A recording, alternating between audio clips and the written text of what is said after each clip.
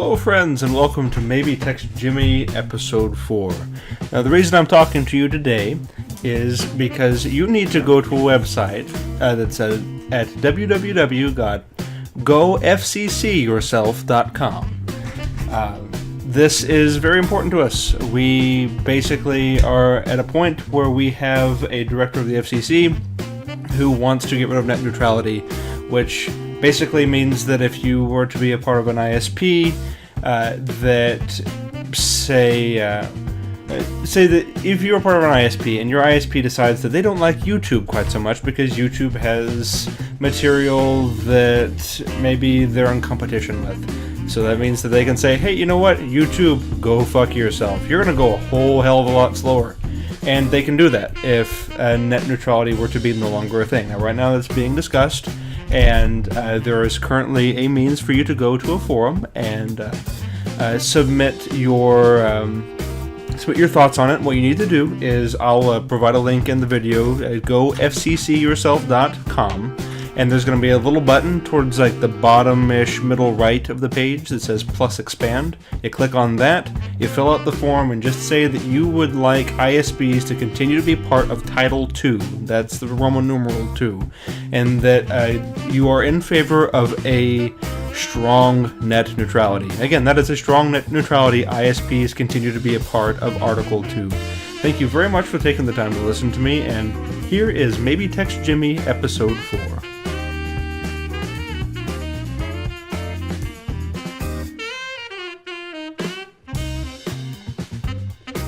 Welcome everyone to another episode of Maybe Text Jimmy. I'm Aaron. And I'm Cody. And we are back to cover this week's episode called Sabrosito of Better Call Saul. What'd you think of the episode overall before I get into the recap? I thoroughly enjoyed it, and it sort of gave us what we'd been looking for a while, which was we got a lot of Gus, and I liked that we got a lot of Gus. I honestly, a whole bunch of cool things happened in this episode, but if it had just been fully focused on Gus, I think I misspoke there. But if it had only been Gus, then I'd have been perfectly fine with that. Like, if all these other things that happened in this episode were put off to later episodes, that'd be fine, as long as I got more Gus.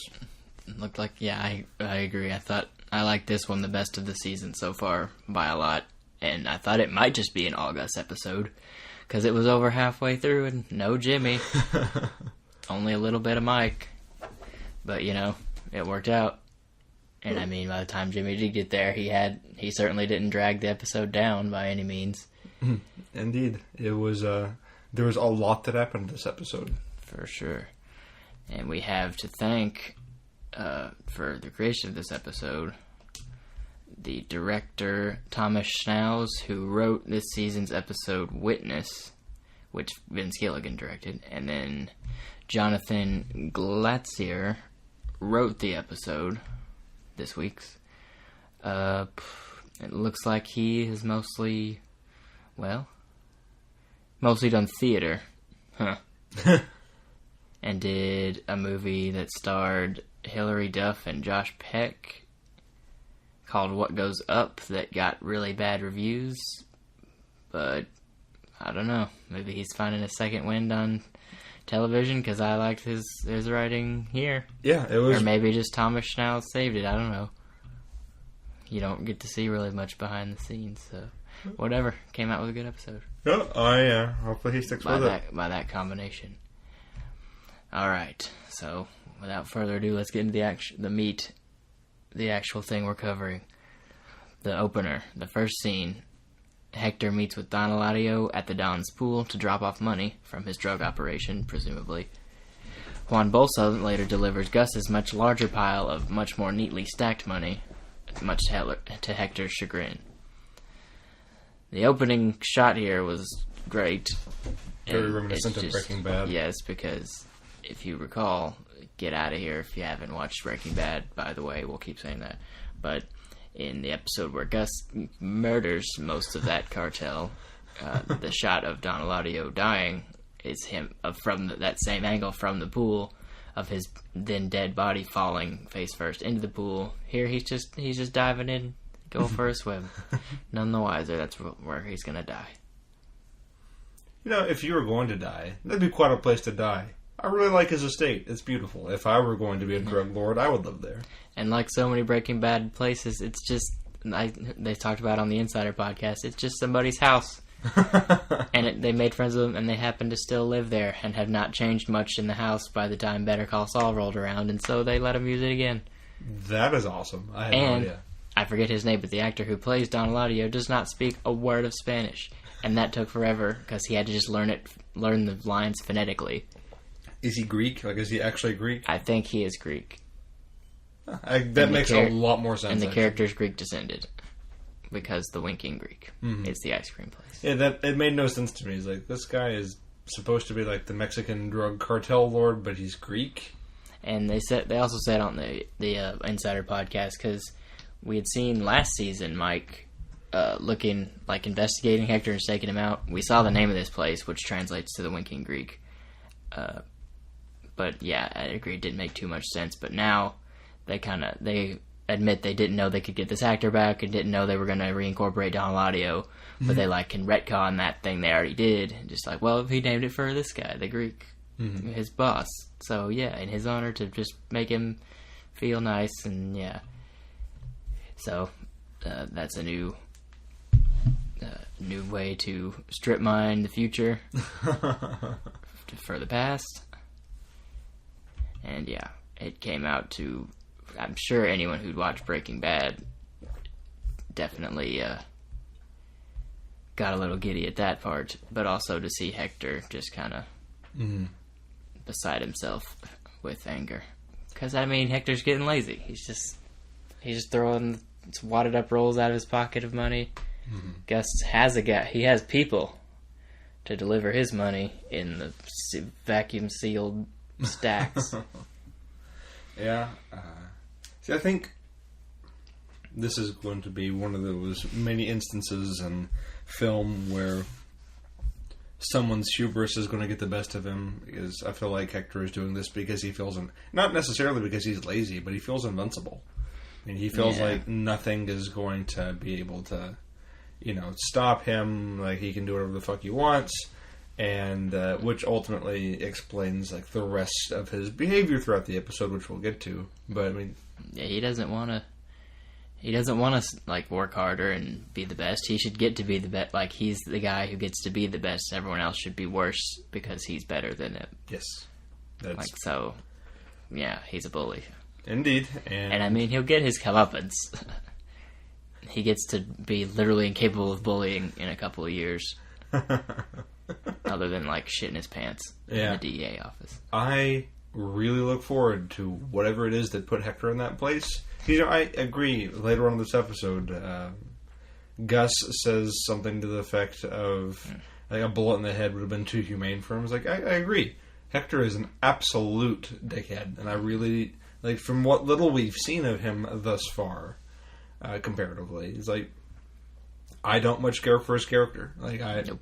I am ready ready to see whatever it is that happens to him that puts him in the wheelchair. The actor's great, and he's supposed to make us hate him, so... Yeah. It's sort of he's doing a good job. It's like the actor that played Joffrey in Game of Thrones. For sure, because that's a nice kid in real life, apparently. Anyway, as we move on, next scene, Mike observes the fallout on Hector's business post-Operation Shoe from last episode. He calls Stacy and gets invited to dinner, and then just sits quietly on the couch with Stacy and Kaylee for a bit. From this scene, I thought was supposed to tell us that Mike's kind of bored with just being a family, he's acted and I'm sure he thought, he's been doing all this stuff, the criminal activity, trying to get money and interrupt things for righteousness and for his family, and to get them situated. And now Stacy's just kind of yeah, everything's great, it's cool, we don't need you for anything else. And Mike's just on the couch eating ice cream, and I think he's reflecting that, this isn't good enough. I want to do more of this stuff and fix things, as he says later. Maybe. I can't just sit here and retire and be in the troll booth. I'm not entirely certain. I think there was something telling in that he did not actually eat the ice cream. He turned down the ice cream. As my as my high school literature teacher would tell me, in serious literature, nothing is an accident. Which I hate that phrase because, well, anyway. But I think in film... serious literature. Yeah, I think in this instance with this particular writer, everything has a place, everything has a purpose. There's very few throwaway things. Like, there was no reason for her to, like, bring out the ice cream and then him turn it down. If it wasn't on purpose. So I think maybe... Because, it's ultimately an ice cream business that he kind of really, really hurt as far as meth is concerned. So maybe it's sort of... He's reflecting on the fact that he just sort of helped... He just turned it down. It might be meth-flavored ice cream. You don't know. I think maybe he is starting to come to terms with the fact of what he's doing. Because he has to be okay with it. I mean, he's the cleaner, right? He does some pretty bad stuff, but he has principles. He does some shady stuff here in just a moment. Yes. He has principles. Or at least I would say he always has principles, but he's starting to get more into, defending a drug cartel lord. Yeah, maybe it's sort of weighing on him a little bit. Yeah, we'll certainly get more insight, I think, and we won't have to wait too long for it. Even though we're almost halfway done with the season. Isn't that crazy? Only one more week to go before we're halfway done. Just what to say. And then next scene, Hector and his men, including Nacho, first appearance of Nacho of the season, enter Los Pollos Hermanos and ask for the boss. Then they cause a scene by walking behind the counter and just freaking people out, employees and customers in general. So Hector, waving his dick around again to these poor minimum wage teenagers working. And in the Insider podcast, apparently, they had to cut out a whole thing of him and his men messing with the customers and driving them away individually, which I'm sure was a hoot. Huh. But, yeah, pretty obviously just, a ploy to get Gus there if he's not just hiding. Mm-hmm. You can also sort of see on Nacho's face the disdain that he has for his boss. Yeah, Nacho's like, oh my god, he's almost as bad as Tuco. Yeah. And then there's... there's the bit with the family that's trying to leave, and one of Hector's guys get in the way, and he just looks over and just shakes it like, "No, what the fuck are you doing? Let him go. There's no reason for this." Yeah, but Nacho's at least about had it. I wonder if he'll flip to Gus. He probably will. Well, he probably will. Get himself, or he's dead. One of the two. Yeah, get himself killed that way by Hector. I would say he will probably flip to Gus and then get killed for it, because we don't see him in Breaking Bad, do we? No.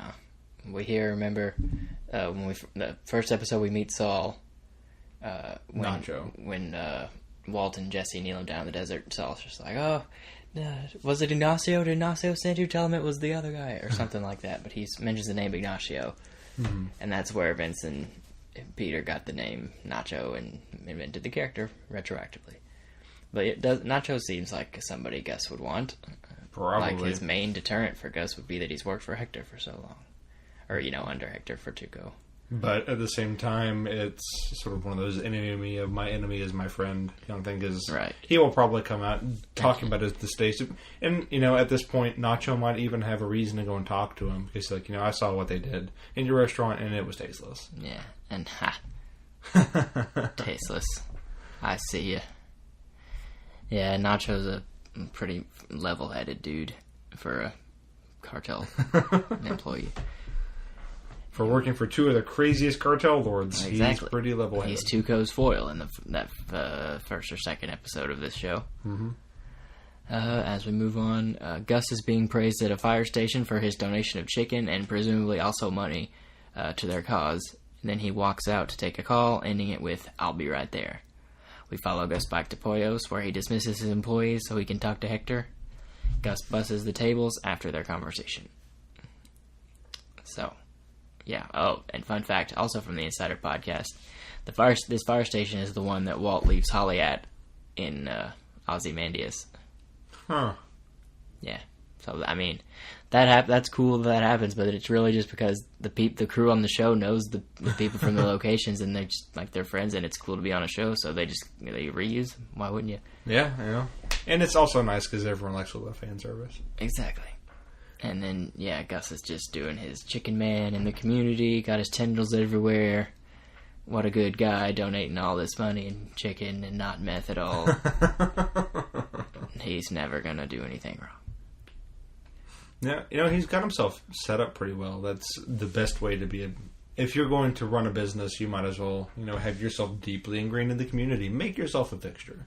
Mm-hmm. And, because honestly, at the end of the day, it's one of those things that, would have protected him if it had ever come down to it. It might still. We don't know how the rest of Better Call Saul is going to pan out, but it's going to sort of deflect a little bit of rumors if it starts to go about that he might be dealing in meth. Like, nah, man, that guy's great.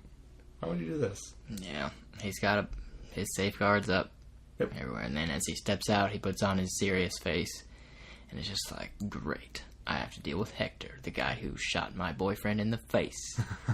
We're presuming boyfriend. That's never confirmed in Breaking Bad. It might be here. But, and that Hector was the one who actually pulled the trigger and got Gus under their thumb from the beginning, the cartel people. Which is weird, because he was the chemist, and Gus was just a businessman. But anyway, it does not work out in their favor. Yeah, in the end, I've never really understood that, but I guess at the same time they probably have. My guess is that the meth was. I mean, they said it was good. It wasn't particularly amazing. They probably had chemists that could do better, but they might not necessarily have a businessman's, perspective on distribution. Right. Well, at the time they were just trying to convince them to sell meth at all, because they had only heard of biker meth or whatever. Anyway, that's a different show. But it's a flashback that's 20 years before this show. Even times funny, timey-wimey things. Wibbly wobbly. I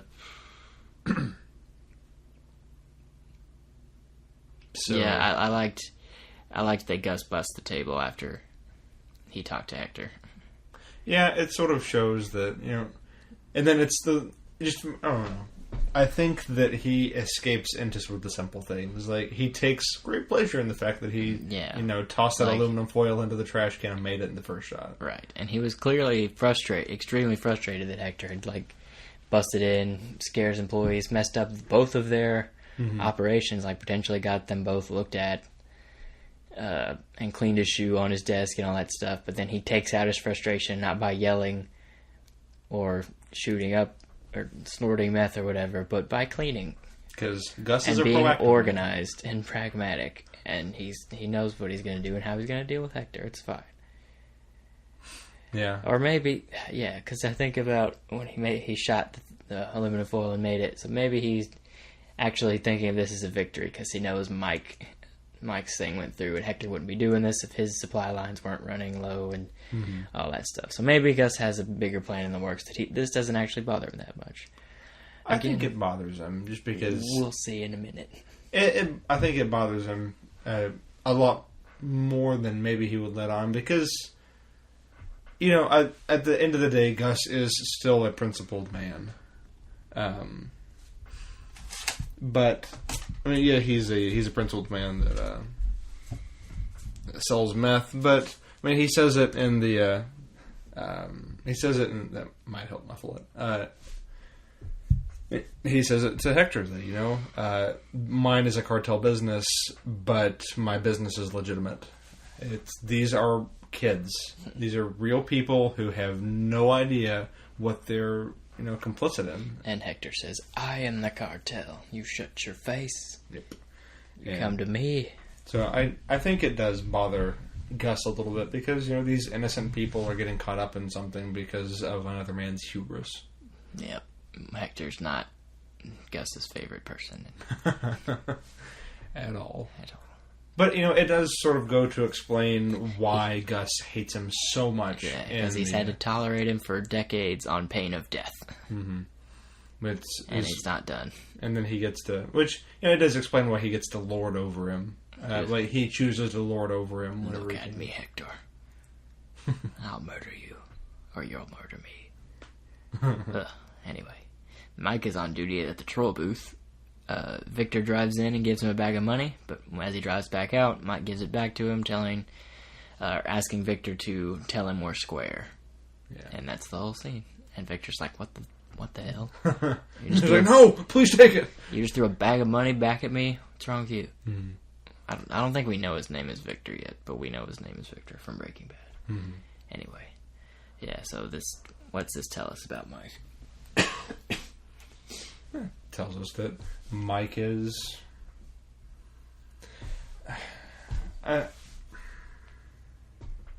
this just sort of feeds a little bit further into my... I don't think that Mike is particularly fond of the work that he's doing with Gus, or he has at least not yet reconciled it.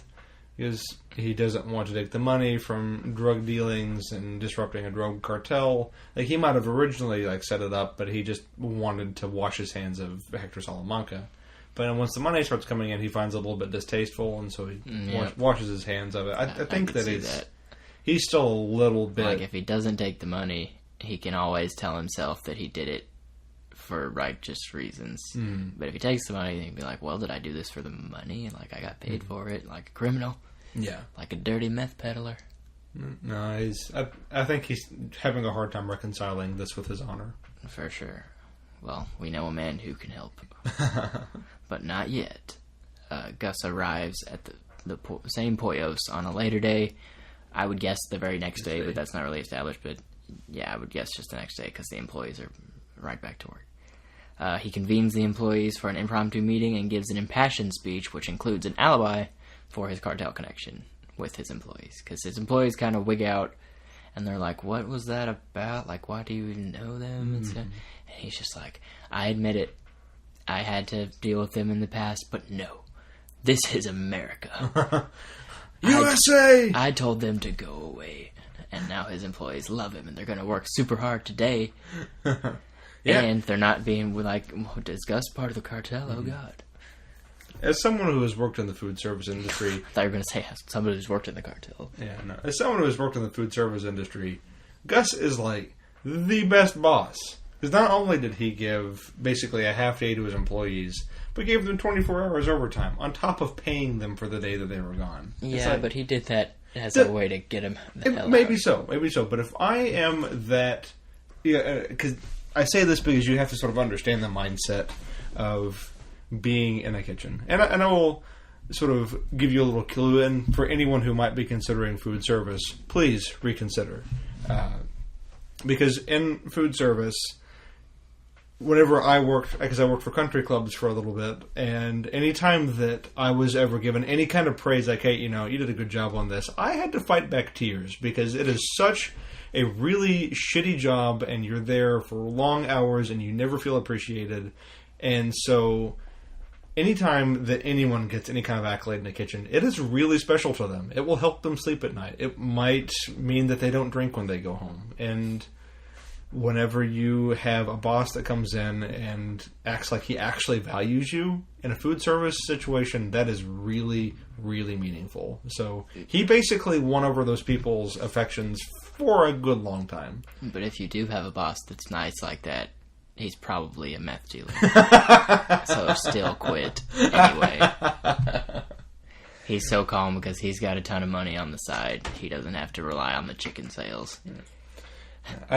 If I was in that restaurant and I had heard Gus make that speech, I'd have gone to war for him. Nah, he's a principled dude, and just seems like a square with his alternate persona, Chicken Man persona there. We finally get to Kim and Jimmy in the next scene. Kim is cold calling home repair places from the phone book to figure out where Chuck is getting his door repair from. We figure out later. Kim gives Jimmy a note on his court statement before Jimmy thanks her profusely for her hard work in helping him out. Yeah, so at first I was like, what is Kim doing? Like, she's going through the phone book to find what? And it's like, home repair? Oh, it's like, oh, she's trying to find out why Chuck's door. And then as soon as I realized that, I was just like, well, why, though? And It's like, and Jimmy's thinking, it's like, okay, yeah, she's still like sinking her costs into Jimmy, and wasting time that she could be spending on Mesa Verde helping Jimmy get out of this. But what'd you think of this part? It's over half the episode gone. We finally get to the title character. I think that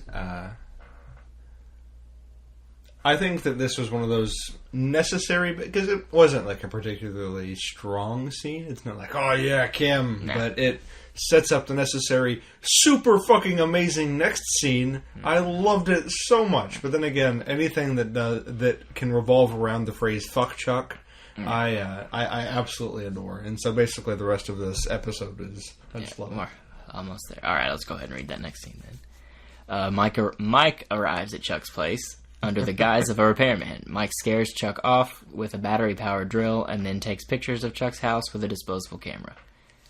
What in the hell? I was like, Mike, why are you at Chuck's house? What's happening? You're not supposed to be in this storyline.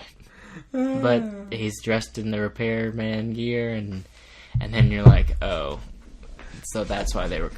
Because Kim had asked Jimmy, do you have the right guy for this? Oh, I got the right guy. And then it's Mike, so yeah, he's the right guy. But then you figure that out, and Mike's taking pictures, and he's like, when you're done laughing at Chuck for running away from a drill, and Mike just kind of like holding it out, and Chuck's like bolting back up the stairs. Then you're like, well, why is he taking pictures? To get a lay of the scene. Yeah, and then. And also one other thing that is never explicitly mentioned, but I have my own ideas on that. But I would say this might be the number one highlight of my episode is Mike terrorizing Chuck with an electric drill. Like that was so funny. It was definitely, because I cannot stand Chuck, and so anything to do with a fuck Chuck moment, yes, please, I'll take it. And Mike doesn't feel any pleasure from that. Jimmy's just told him, hey, you can get rid of him by having a battery. And then Mike's like, okay. And it's just a mechanical thing. Mm-hmm. Like, keep him away while I do my job. Because he doesn't have any animosity toward Chuck. He doesn't care. Mm-hmm.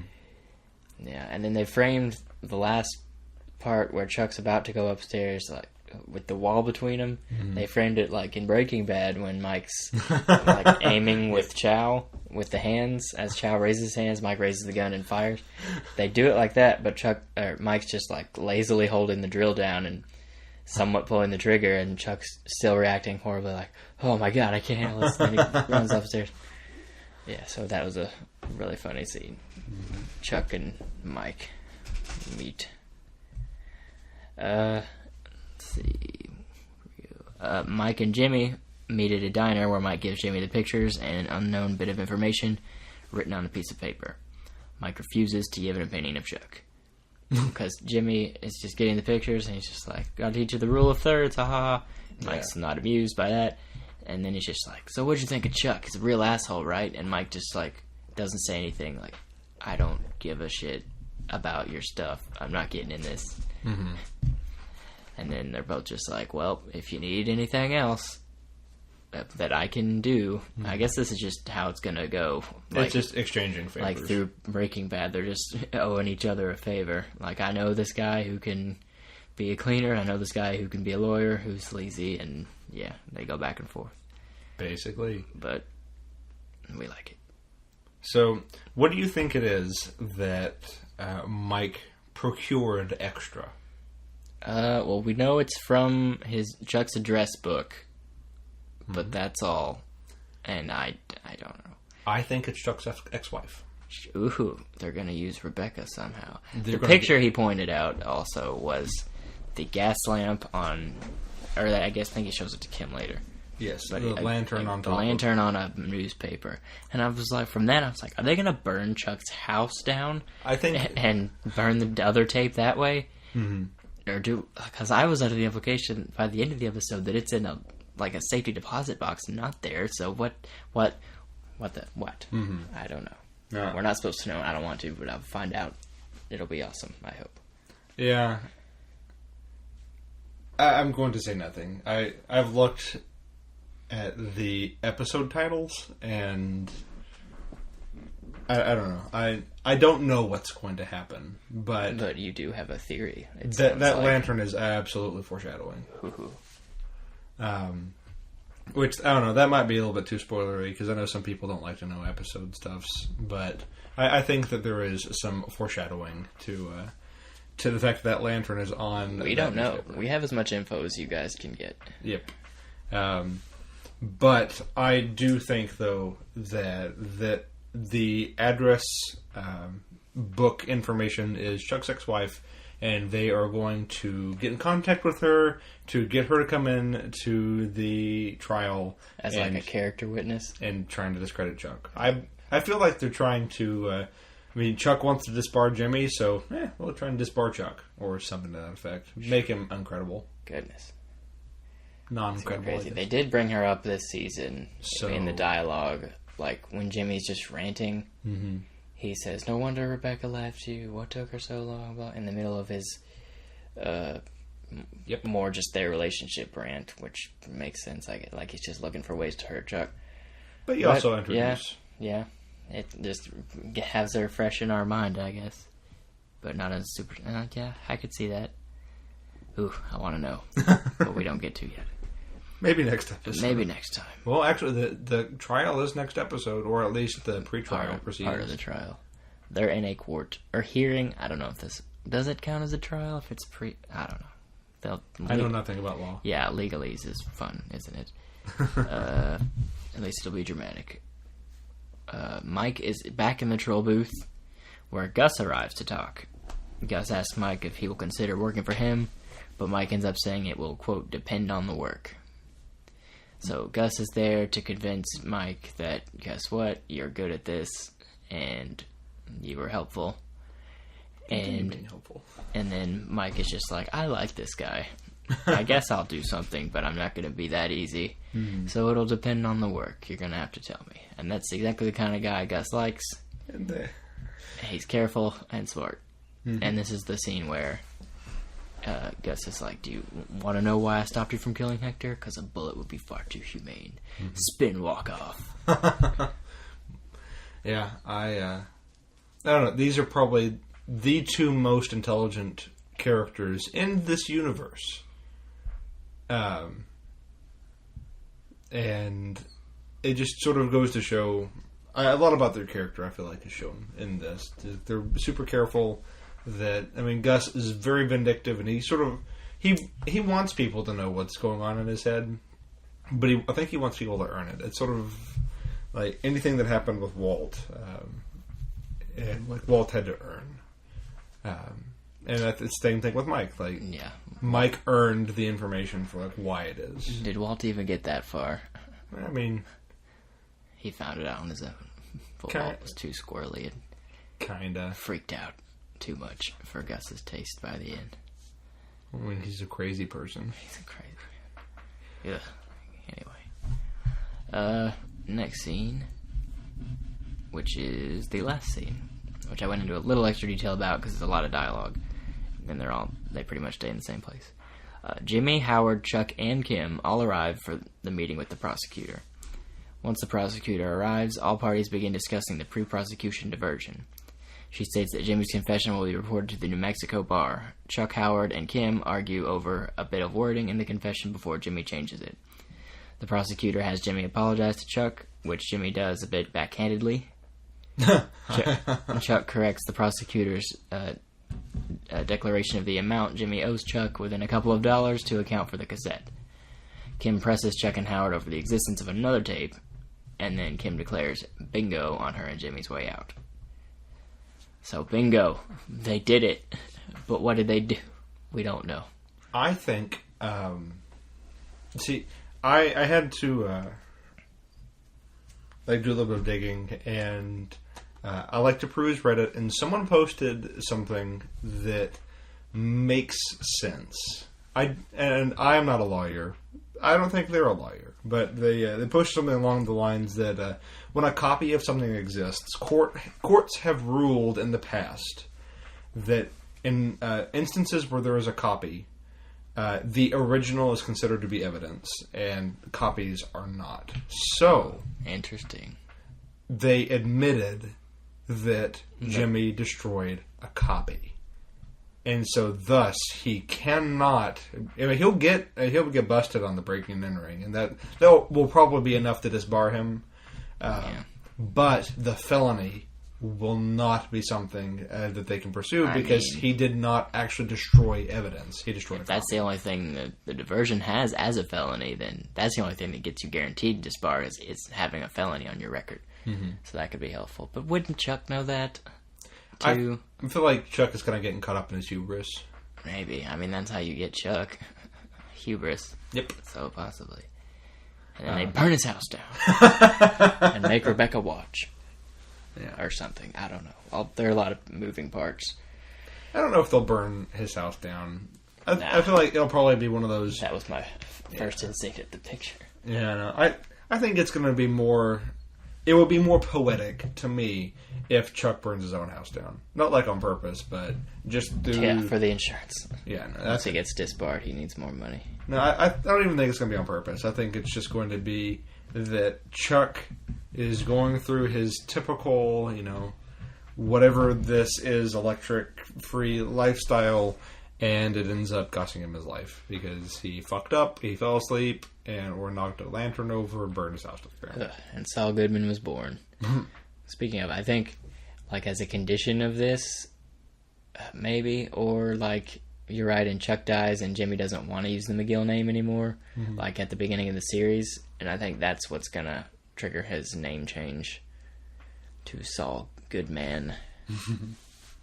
I don't know, because at this point I feel like our theory behind why his name changes every single episode that comes out. We just want to know. We want it to change.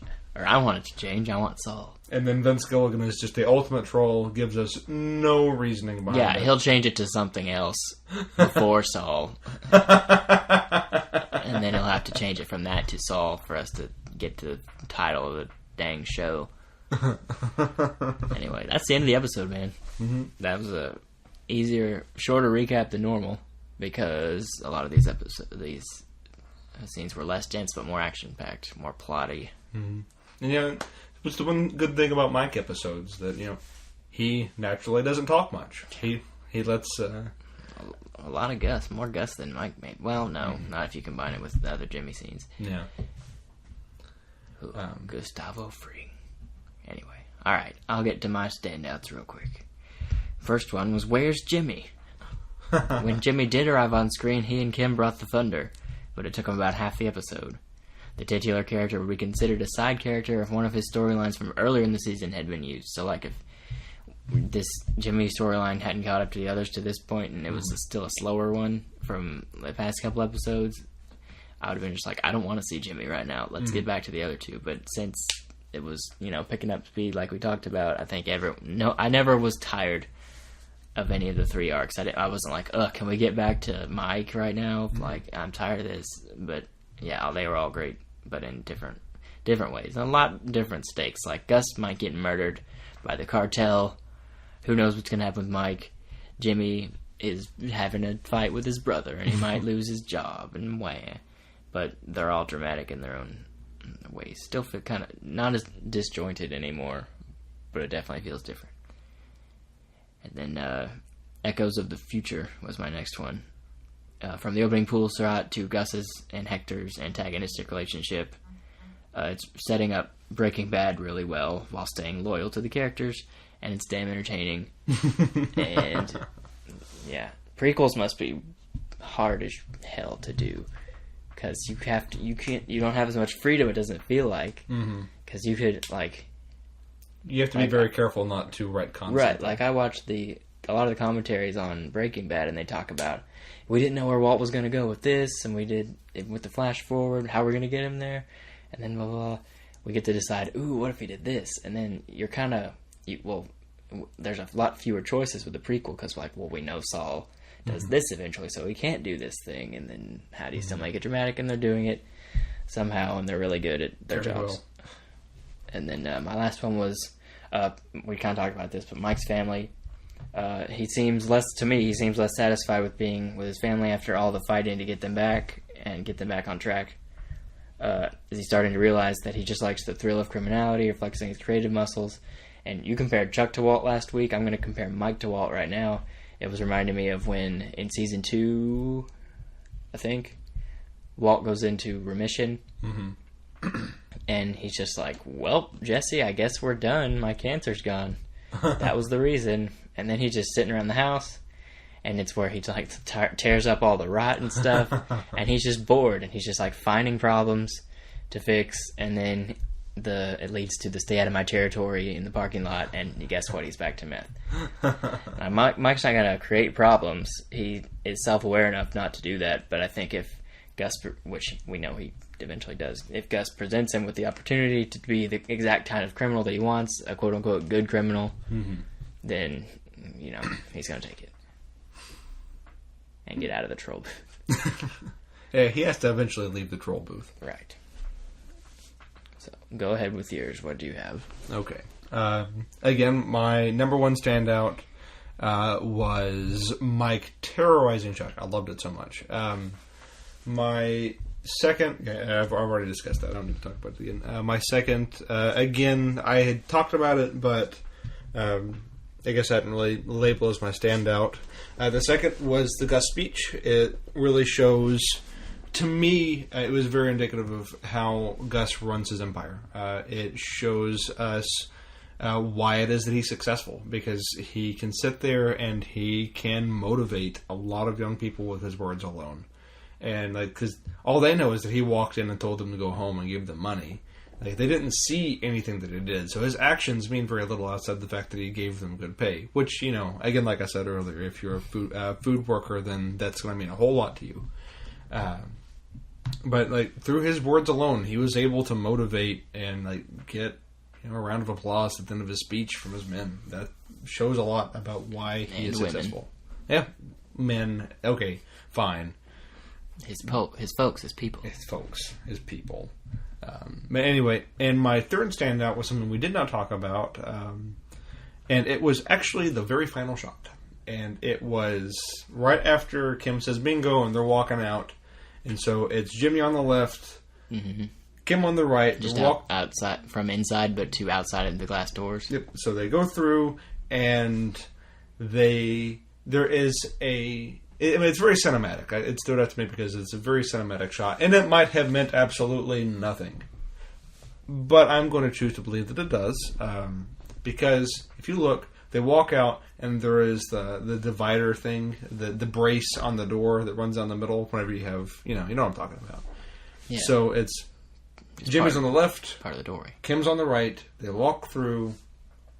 And then at the very end of the shot, Kim crosses over to join Jimmy as they turn a corner, but crosses over into the left, the sinister path, the left-hand path. I like that. She's crossed over to the dark side. Yep, she has started to break bad. Slipping Kimmy. I think that, yeah. Yeah. Poor Kim. Kim and Chuck don't feel good for either of their fates. I don't know. So, well, I mean, we lose at most one this season. It can't be the Jimmy and Howard show. That'd be terrible. I think that I'm a little bit more empathetic with Kim. I mean, yes, because she supports the titular character. But, her heart is in the right place. Which is, again, why we like Jimmy. Yeah, I hate Chuck. Yeah. I mean, I like him a lot. But yeah, she's not making good decisions. Yeah. I think it'll work out, sort of. I don't know. I don't know. I still don't know if she's going to die or not. We find out she was in Breaking Bad the whole time. Just every time we see Saul, she's just off to the corner with her arms crossed, staring daggers at him. Just shaking her head. But yeah, no. I guess one thing that I am looking forward to, and I hope does happen, is whenever he buys the giant inflatable Statue of Liberty, and then Kim just has to stare at it. Because I think that's it. I don't think that she would say a word. If she ever saw that thing, she would just stare at it disapprovingly. Typical Jimmy, getting his gaudy stuff. Was that your last one? That was my 3. All right. Well, then that's a podcast, folks. That is a podcast. we will be back next Wednesday, I think, barring a crisis. Yeah, we should be on a more standard schedule.